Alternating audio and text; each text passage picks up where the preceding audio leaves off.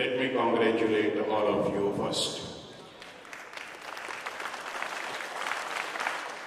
Greetings on the occasion of 75th Republic Day to all of you. And most important, today the NCC and NSS candidates gave me the feeling that I am watching a parade at New Delhi Rajpath. You have lit the lamp of inspiration, patriotism. You are the power, you are the energy, and you are the future of our country.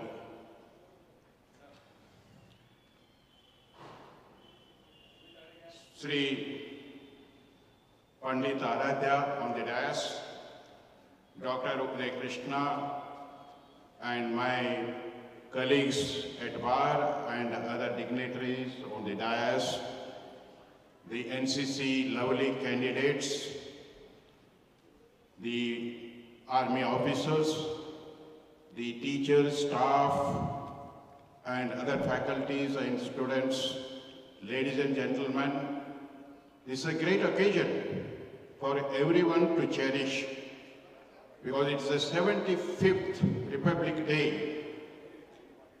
You all know India got independence in 1947, but independence by itself is not enough unless the country has its own constitution. Constitution is the base on which the governance of well-being of everyone is decided. Today is the day up 75 years back, we implemented the Indian Constitution for administration.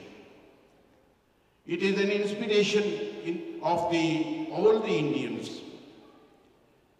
The preparation of the Constitution took nearly 36 months and it was adopted on 26th November 1949, but it came into force on 26 January 1950, and from there onwards we have been governed under the Constitution.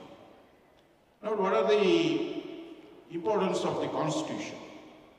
Today we are sitting here, assembling here, talking. Everything is guaranteed because of our Constitution. Now, Constitution, we have every country, every independent country has the Constitution. And it is governed under this Constitution. Now, Indian Constitution, to preparation of Indian Constitution, lot of efforts have gone, lot of debates, lot of thinking, lot of people, hundreds of people contributed in preparation of the Constitution. We have 395 articles in the Constitution and 12 schedules. More than 110 amendments have come. We call it as a living document. The reason is the Constitution is a living document and it lives forever. In the Constitution, why we should read, understand, and inculcate in our day-to-day activities. Even the government of Karnataka, yesterday there was also, you might have read in the newspaper, the preamble is being taught, preamble is being told to everyone and every citizen of the country. Now, most important is, there are 4 wings in the Constitution. 3 wings recognized by the Constitution and the 4th wing is recognized by the Honorable Supreme Court of India. That is legislature, executive and the judiciary and the media. Media was introduced by the judgment of the Supreme Court. These are the 4 wings on which the Constitution stands. Now the Constitution guarantees fundamental rights. Constitution also makes fundamental duties for the state directive principles of state policies. They are in fundamental nature by the interpretation of the Supreme Court. Now, there are duties, obligations, responsibilities under the Constitution. Just now that we took the oath, green oath, to make the country free from garbages, to make the country environment friendly. Now the green oath, it is not just, it is a part of our Constitution. Constitution, that we always look into the Constitution fundamental right, what are our rights? But there is a chapter introduced as Article 51A, fundamental duties of every citizen. Fundamental duties of every citizen, and Article 51 Clause E makes it mandatory, and it is fundamental duty of every citizen to protect the environment, to make an endeavor to protect the rivers, water, forest, ecology of the nation. It is also fundamental duty to protect our heritage. It is also a fundamental duty to respect our nation. It is also fundamental duties to respect each other. In addition to, for the students, it is a fundamental duty to excel in whatever discipline you are there. Excel for the country's benefit. Now, for a moment, what we were watching through just now, the parade, beautiful parade, where I was also an NCC candidate in 1972-73. I did attend the camp and I had the heart training also. It inspires, it lit the fire of patriotism. It gives the courage and feeling belonging to an India. Now, there are 4 wings. You must be seeing how our Constitution is living document. Without the Constitution, we could not have survived also. Now, it protects. India is not an ordinary country. With 140 crore population, we are not just ordinary. We have got different culture at different places, different language, different caste, different religion.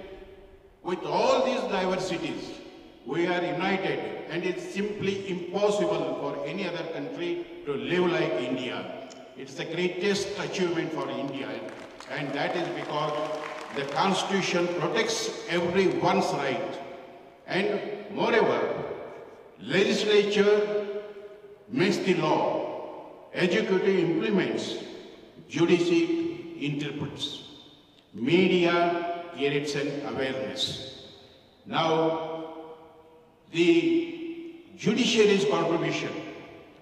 In the world, we have got, every country has got its own judicial system. But the Indian judicial system is one of the finest judicial system in the world. The reason is there is no directive principle policy, the state policies in America. There is no similar provision in the United Kingdom. We have duties for the state policies. The judiciary's interpretation of the Constitution has given several guarantees to the country. It has protected the basic feature of our Constitution. You must be remember, any law student definitely will remember the Keshwanand Bharati's case in 1973, when the power of Parliament wanted to take over the power of the judiciary and control the entire Constitution. Judiciary came in thoroughly. It was a very big argument before the 13 judges, one of the finest judgment ever had in the world. 13 judges, out of 13 judges, 7 judges on one side and 6 judges on the other side. 7 judges decided in favor of the protection of the preamble, the basic features of the Constitution. Otherwise, the Parliament could have misused the power. So, judiciary contribution to the country is enormous. Judiciary has interpreted the fundamental rights, fundamental duties also. For example, Article 38, 39, 46. Now the education has become mandatory by means of a judgment of the Supreme Court that every child must get an education. It is also in Article 51A that parents or a guardian's duty is to provide education for a child of age between 6 to 14. The mandatory provision to provide education, health, employment. All these similar directive principles, but they are made as fundamental and interpreted as a fundamental duty of the state.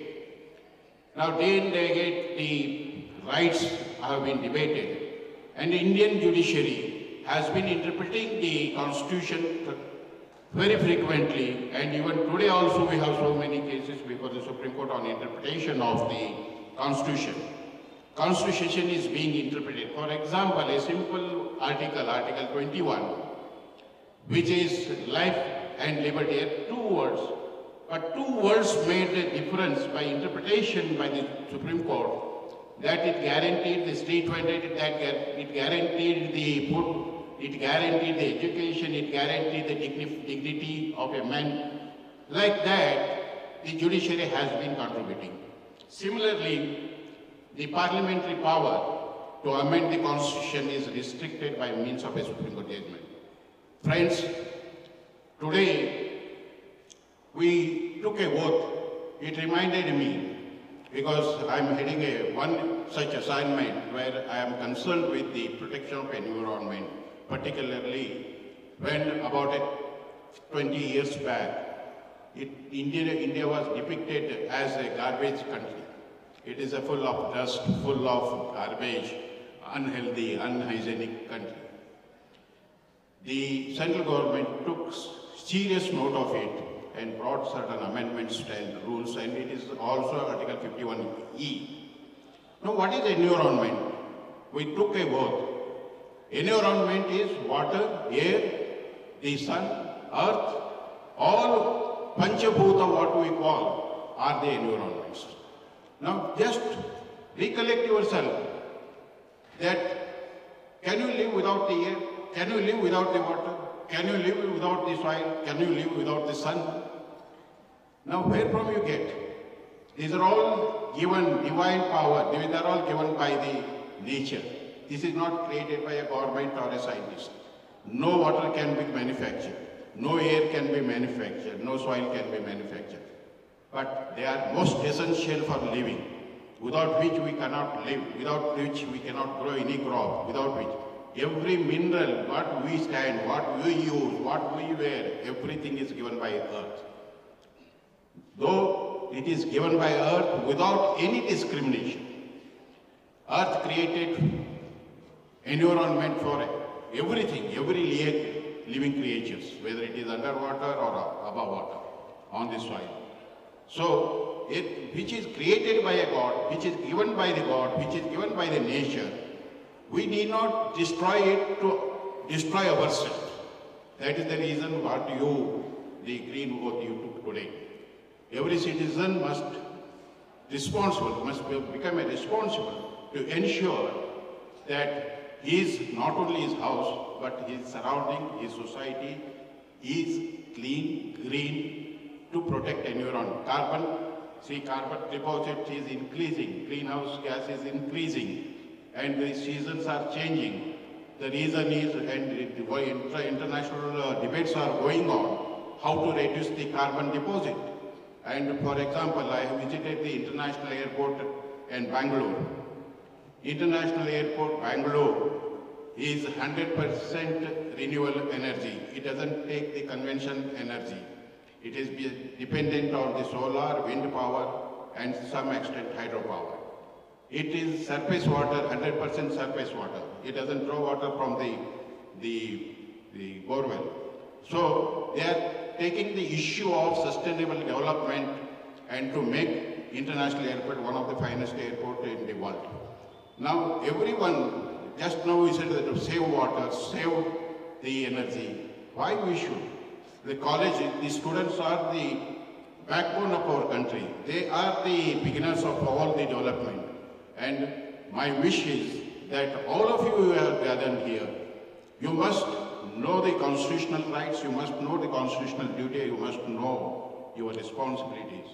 In addition to that, as a students, you have a great future because we lived the past, but we wish and we are looking at you because the country needs the energy you have got, the power you have got. But don't misuse, don't divert yourself education is the backbone for every country's development. Everything depends on the education.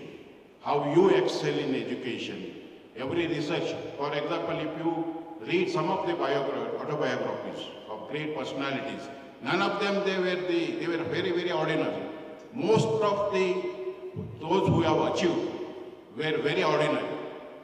Take any example. They were very ordinary and they started. For example, the bike you use, Hero Honda, the person who was the reason for the creation of that bike used to go from 50 kilometers in Japan, 50 kilometers on a cycle. He had no residence in Tokyo. Nobody accepted his design. Nobody accepted his technology. He had a lot of failures, but continuous effort. And ensure, I had one of my friend's son who started as an engineering student, he became entrepreneur even before he completed his engineering. The skill, he started in a garage and then he developed. Today he has got 25 engineers working and internationally renowned product he is manufacturing. But he underwent 69 rejections. He did not fail. 69 times his product was rejected, but he did his effort. He made sure that he gets his product recognized internationally. So effort must not be left on the single failure or the failure. Failure are the milestones to go ahead. And always think ahead and be sure that your target and commitment, conviction are there. Friends and dear students, I'm really touched by your parade. I'm really touched by the way in which you have hard training you underwent for the parade. The system, discipline, I congratulate the officers also. This college I remember, when I came to Bangalore, I stayed in Sheshadapuram 1st May. And at that time, I did not have much money in my pocket. We used to survive on very little amount, sometimes 10 rupees for 2 days, 3 days. But I used to walk from Sheshadapuram to Cunningham Road where my office was there. Always I used to see the Saraswati picture on this college. It used to inspire that, yeah, you can do something, you can do something. Most of the time I walked because difficulties. But it did not stop me. The difficulties did not stop me. I said, I have come here to do something, I must do. So take a oath that if what you want to become, you definitely achieve it. Whether it is in army, whether it is a scientist, whether it is a researcher, whatever you want to do, you do it and complete it and never look back. Go ahead. Friends, it's a great opportunity that is given to me. In fact, I'm overwhelmed by the felicitation, overwhelmed by the trustees, overwhelmed by your parade, overwhelmed by the way in which you conducted the 75th Republic Day. Truly inspiring, admiring, and for me, it's a cherishable moment. And I am one, I never miss the parade. In fact, yesterday I had a function in Dharwad, I cancelled it, only because I have a proud and privileged moment of flag hoisting, which I never miss. In fact, I had another function at 7:45 and other places. I said, this is more important where I can see the students, where I myself became a student. And you have energized us. You have energized us. You have taken us 50 years back, and I feel young, quite young after looking at your parade. I feel young because of the inspiration, the achievement that you have made, and particularly the girl students. And today, India is supported and is because of the girl students and the ladies' strength in the employment, in the research, in the every walks of life. And in judiciary, we have got more than 50% ladies as a judges. So today, it is a day for the girls and the ladies to achieve and excel and bring a change for the country. Once again, I congratulate all of you. Once again, my greetings to all of you on the occasion of 75th Republic Day. Our Constitution is the best Constitution in the world, and it is necessary that everyone should know minimum basic features and the aspirations of the Constitution, so that you can live and make other people to live, love each other. Thank you very much.